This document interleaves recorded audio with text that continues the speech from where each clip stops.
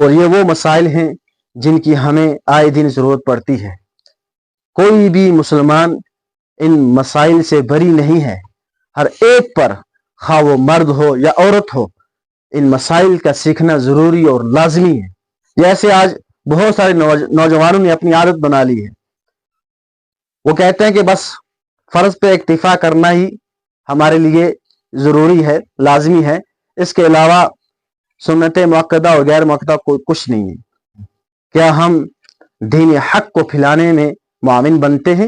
رب اشرح لی صدری ویسر لی امری واحلل عقدۃ من لسانی یفقہوا قولی رب یسر ولا تعسر وتمم بالخیر وبک نستعین یا فتاح رب زدنی علما ربنا زدنا علما نافعا۔ آج ہم اللہ تعالیٰ کی توفیق سے درس مسائل کا سبق نمبر 3 آپ کے سامنے پیش کرنے جا رہے ہیں۔ سبق پیش کرنے سے پہلے میں تمام امت مسلمہ سے گزارش کروں گا کہ ہم سب پر ضروریات دین کا سکھانا فرض عین ہے، اور جب فرض عین ہے تو اس ذمہ داری سے کوئی بھی بری نہیں ہے۔ ہم نے ایک اہم کام کی شروعات کی ہے، میں اور میرے ساتھی اس کام میں محنت کر رہے ہیں، آپ تک ضروریات دین کو پہنچانے میں پوری کوشش کر رہے ہیں۔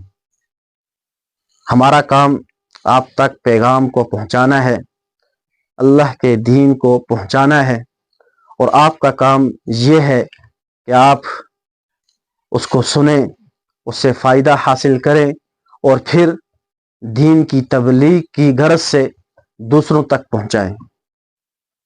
جب آپ ہمارے پیغام کو دوسروں تک پہنچائیں گے تو آپ امانت کو ادا کرنے والے بن جائیں گے۔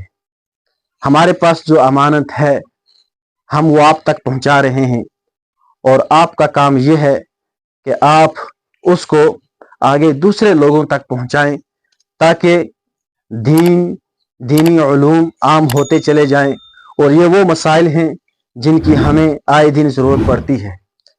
کوئی بھی مسلمان ان مسائل سے بری نہیں ہے۔ ہر ایک پر، خواہ وہ مرد ہو یا عورت ہو، ان مسائل کا سیکھنا ضروری اور لازمی ہے۔ جب ضروری اور لازمی ہے تو ہم خود بھی سیکھیں اور دوسروں تک پہنچانے کی کوشش بھی کریں۔ جس طرح سے باطل اور فرقہ باطلہ اور فرقہ ضالہ محنت کر رہے ہیں، اور ہم ان کو پھیلانے میں معاون بن رہے ہیں، کیا ہم دین حق کو پھیلانے میں معاون بنتے ہیں؟ یہ سوال ہر ایک مسلمان کو اپنے آپ سے کرنا چاہیے۔ کتنی بے حیائی کو مسلمان عام کر رہے ہیں اور خوش ہو رہے ہیں کہ ہم اچھا کام کر رہے ہیں۔ اچھا کام نہیں کر رہے ہیں، بلکہ ہم خود بھی گناہگار ہو رہے ہیں، اور دوسروں کو بھی اپنے کارناموں کی وجہ سے گناہگار کر رہے ہیں۔ تو اس لیے جو بھی ہم تک اللہ کا پیغام پہنچے، شریعت مطہرہ کا سبق پہنچے، اور ہم اس کو خود بھی سنیں اور فائدہ حاصل کریں اور دوسروں تک پہنچانے کی پوری کوشش کریں۔ آج کا جو سبق ہے ہمارا بہت ہی اہم سبق ہے۔ اس سے پہلے 2 سبق گزر چکے ہیں، اور ضروری اصطلاحات ہماری چل رہی ہیں۔ تو آج میں نے آپ کے سامنے ایک ہیڈ لائن دی ہے مامورات کی۔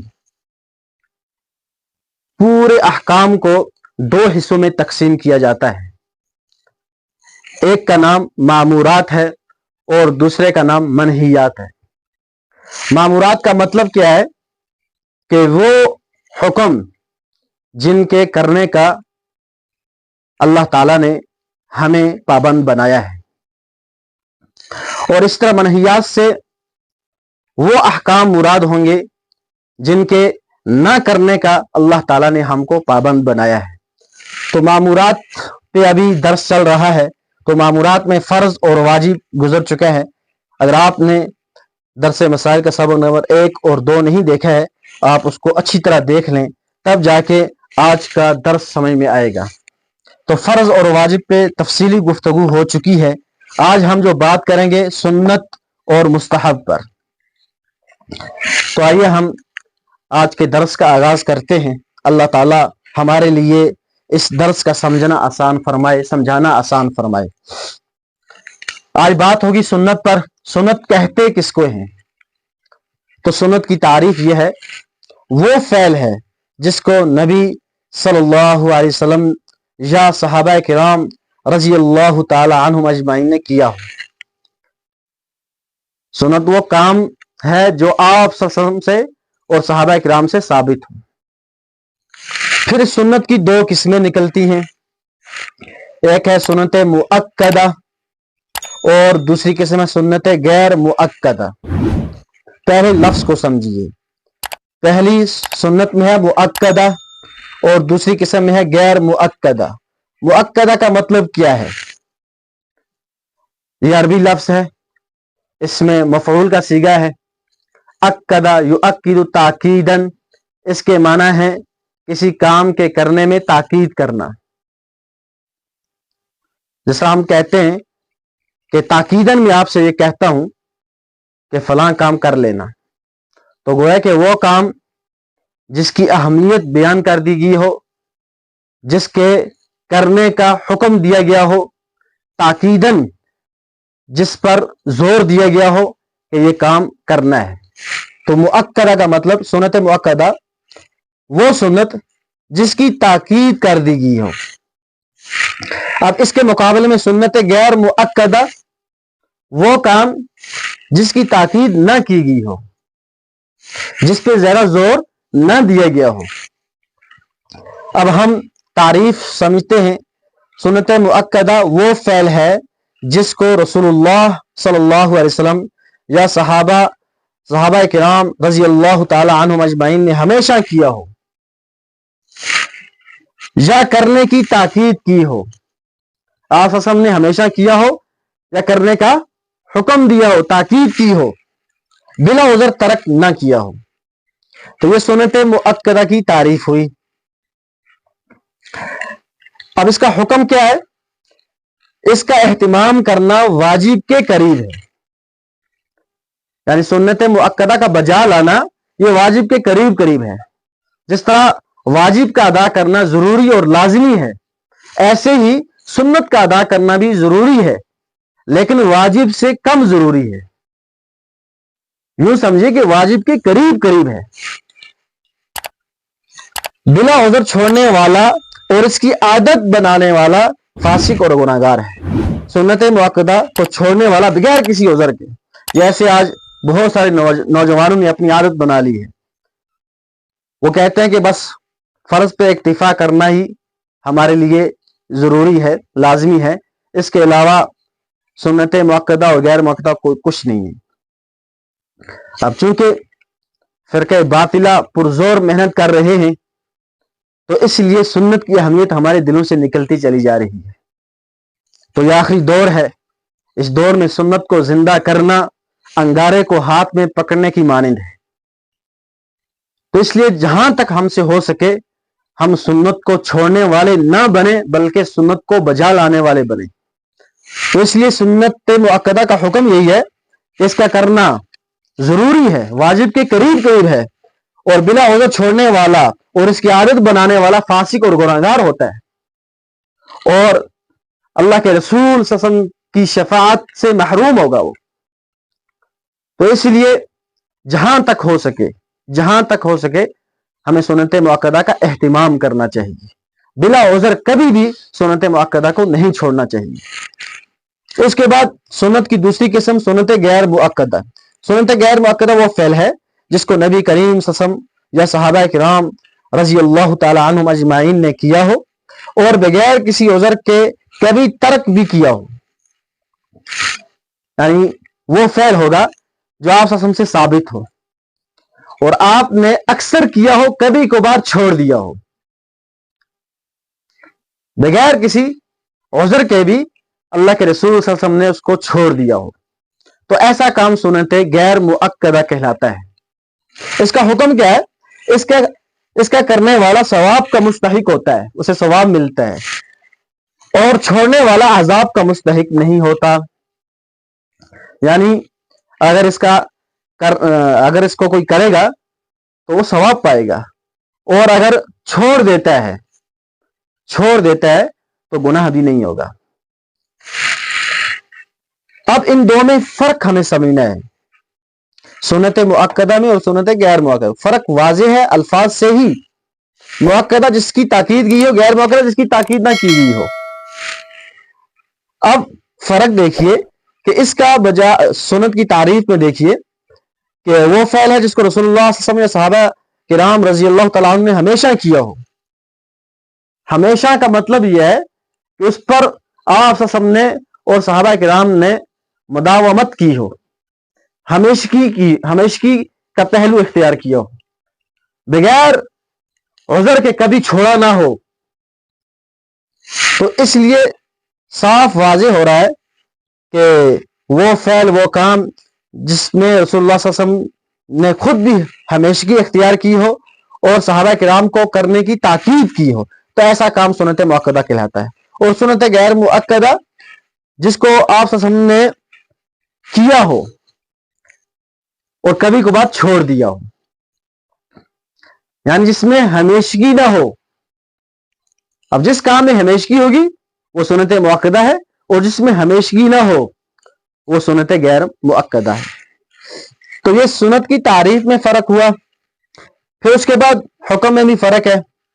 हुक्म में कि उसका बजाल, सुन्नत मुअक्कदा का बजाल आना वो वाजिब के करीब करीब है, यूं समझिए लाजमी है, जरूरी है। और छोड़ने वाला, आदत बना लेने वाला, वो गुनाहगार भी होगा, फासिक भी होगा। और सुन्नत गैर मुअक्कदा कि इसका करने वाला सवाब पाएगा, और अगर नहीं करेगा तो गुनाह भी नहीं होगा। तो फर्क बिल्कुल वाज़ेह हो गया कि उसके छोड़ने वाला, सुन्नत मुअक्कदा का छोड़ने वाला गुनाहगार होता है, और सुन्नत गैर मुअक्कदा का छोड़ने वाला गुनाहगार नहीं होता। उसके बाद एक इस्तिलाह आती है मुस्तहब। मुस्तहब किसको कहते हैं? मुस्तहब वो फ़ैल है जिसको नबी करीम सल्लल्लाहु अलैहि वसल्लम ने या सहाबा किराम रज़ी अल्लाह तआला अन्हुम अजमईन ने किया हो, यानी जो काम आप सल्लल्लाहु अलैहि वसल्लम से या सहाबा किराम से साबित हो। अब उसको अगर करेंगे तो सवाब के मुस्तहिक बनेंगे, और अगर नहीं करेंगे तो कोई गुनाह भी नहीं होगा। तो इसमें भी वाज़ेह फर्क हो जाता है। अब इसी मुस्तहब में तमाम नफल दाखिल होते हैं, जितने भी नफल हैं वो सब मुस्तहब काम में दाखिल होते हैं। करेंगे तो सवाब पाएंगे, एक्स्ट्रा सवाब मिलेगा हमें। नहीं करेंगे तो कोई पूछताछ नहीं होगी कि आपने ये काम क्यों नहीं किया, और उस पर किसी किस्म का गुनाह भी नहीं होगा। तो ये फर्क हुआ मुस्तहब, सुन्नत गैर मुअक्कदा और सुन्नत मुअक्कदा में। अब इसके बाद हमें फर्क ये समझना है, जिस तरह सुन्नत मुअक्कदा है इसके ऊपर वाजिब है, वाजिब के ऊपर फर्ज है। तो वाजिब और फर्ज के दरमियान का फर्क हम समझ के आए हैं। आज हमें समझना है सुन्नत मुअक्कदा और वाजिब। तो सुन्नत मुअक्कदा और वाजिब में भी फर्क यही है कि सुन्नत मुअक्कदा का बजा लाना बनिस्बत वाजिब के कम जरूरी है, वाजिब में ज्यादा जरूरी है और सुन्नत मुअक्कदा में उसके मुकाबले में कम जरूरी है। और दूसरा फर्क यह है, फर्ज वाजिब की कज़ा है, सुन्नत मुअक्कदा की कोई कज़ा नहीं है। यह भी वाज़ेह फर्क है कि जो नमाज हम पढ़ते हैं वक्तिया नमाज, उसमें जो सुन्नतें होती हैं, अगर हमें नमाज छूट गई तो फर्ज की तो कज़ा करनी है, वाजिब छूट गया, वाजिब की कज़ा करनी है। लेकिन अगर सुन्नत छूट गई है तो वक्त निकलने के बाद सुन्नत की कोई कज़ा नहीं है। तो साफ फर्क वाज़ेह हो गया। तो ये हर इस्तिलाह दूसरी इस्तिलाह से अलग है, इनके दरमियान फर्क है। इसी फर्क को वाज़ेह करने के लिए हमने कोशिश की है आपके सामने दरसे मसाइल को पेश करने की। हम जब इन ज़रूरी इस्तिलाहात को समझ लेंगे और अच्छी तरह समझेंगे तो हर आने वाला मसला हमारे लिए आसान होता चला जाएगा, और जब हम इनको नहीं समझेंगे तो हर आने वाला मसला हमारे लिए मुश्किल हो जाएगा। हम जो भी मसला उठाएं, वुजू का मसला उठाएं, उसमें हमें फ़र्ज मिलेंगे, सुन्नत मिलेंगी, मुस्तहब, मकरूहात, ये सब इस्तिलाह मिलेंगी। नमाज का मसला उठाएं तो नमाज में भी हमें फ़र्ज اور واجب سنت مستحب یہ سب کام ملیں گے. تو اس لیے ضروری ہے لازمی ہے کہ ہم پہلے ان چیزوں کو سمجھ لیں جن کا تعلق ہر مسئلے سے ہے. جب ہم ان کو سمجھ لیں گے تو پھر اس کے بعد ہر مسئلے کا سمجھنا ہمارے لیے آسان ہو جائے گا. تو اللہ تعالیٰ ہمارے لیے اس سبق کو سمجھنا آسان فرمائے.